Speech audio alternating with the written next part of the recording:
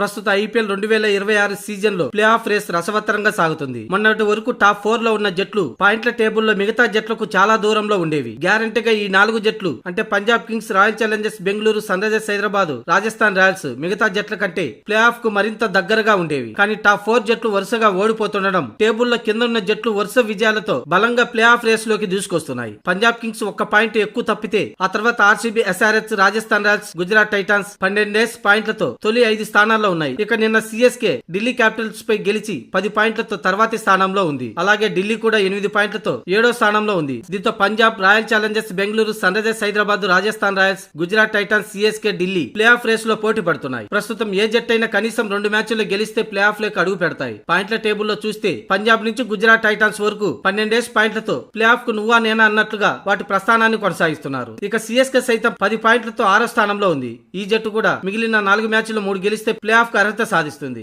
ఇక ఢిల్లీ సైతం తర్వాత అన్ని మ్యాచ్ల్లో గెలిస్తే ప్లే ఆఫ్ కు అర్హత సాధిస్తుంది. ఇలాంటి నేపథ్యంలో ఈ రోజు ఎస్ఆర్హెచ్, పంజాబ్ కింగ్స్ మధ్య జరిగే మ్యాచ్ గెలిచిన జట్టు ప్లే ఆఫ్ కు మరింత దగ్గరవుతుంది. అంటే మరో మ్యాచ్ గెలిస్తే ప్లే ఆఫ్ లేక అడుగు పెడుతుంది. అయినా కూడా ప్లే ఆఫ్ రేస్ మరింత కఠినంగా మారనుంది. కోల్కతా నైట్ రైడర్స్ సైతం 9 మ్యాచ్లకు గాను 3 విజయాలు, 1 మ్యాచ్ రద్దు కారణంగా 7 పాయింట్లతో 8వ స్థానంలో ఉంది. ఆ జట్టు కూడా మిగిలిన 5 మ్యాచ్ల్లో 5 విజయం సాధిస్తే 17 పాయింట్లతో ప్లే ఆఫ్ కు అర్హత సాధిస్తుంది. ఇలా మొత్తం ప్లే ఆఫ్ కు ఉన్న 4 స్థానాల కోసం ఏకంగా 8 జట్లు రేస్ లో ఉండడం ప్లే ఆఫ్ రేసు ఉత్కంఠంగా ఉండబోతుంది.